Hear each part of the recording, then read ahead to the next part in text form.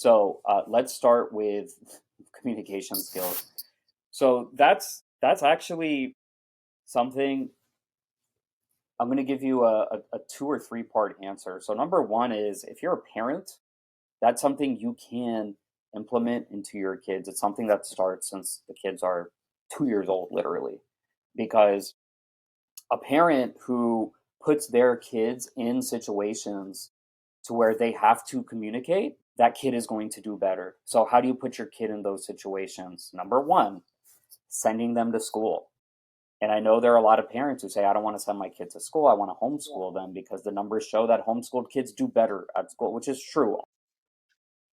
On paper, homeschooled children have higher grades, they have higher graduation rates, they have higher college graduation rates, they have higher SAT scores.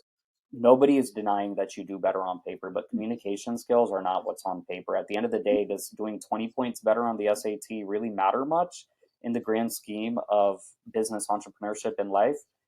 Probably not. So number one is that. Number two is, how else do you put your kid in such situations?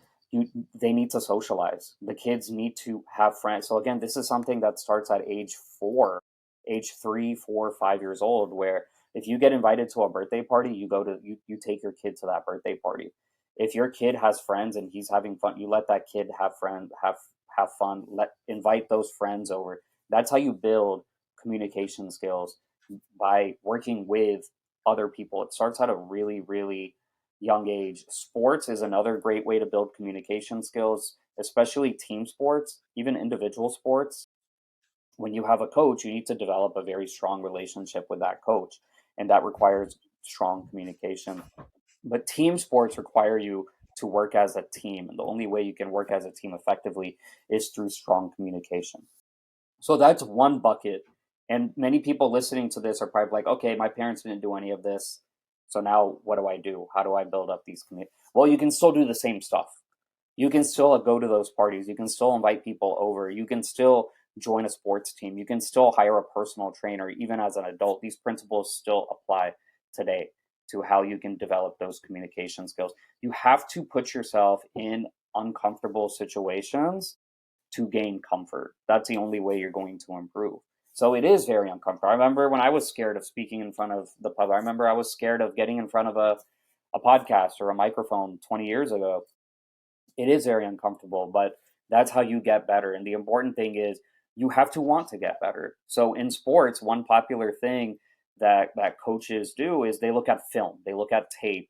So you play in a game, after the game, you look at the tape, you look at the film, and you as a player and the coach can go over, hey, you did this wrong, you did this wrong. You're nitpicking at everything, and that's how you're learning, okay, I'm not going to make that same mistake again. You have to do that when you're giving these public presentations. They don't even have to be public. They can be simply regular conversations, approaching people who you don't know. How do you approach people who you don't know? Go to a mall. Go to a mall, and if you're a man, go shop for some cologne. And somebody's going to come to you trying to sell you some cologne. Have a conversation. Go to a car dealership. Someone's going to come to you trying to sell you a car. Have a conversation. That's how you have conversations with strangers. Now, that's oral communication. I said writing and speaking. So I'm speaking, we've gotten taken care of, but then there's written communication. And written communication, as I alluded to earlier, isn't as important as it used to be. It's still very important. People need to know how to write. I should take that back. People need to write properly.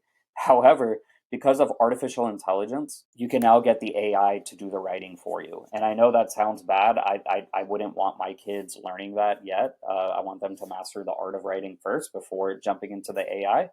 But um, for the people who, again, are not children, who are in their 20s and their 30s, the best way to become a better writer is to be a good reader. So read a lot, read people who you like, read people with personality, because once you, and I know this is a little late for people who are in their 20s and 30s, but once you master the mechanics, the grammar, the usage, that's step one to being a good writer.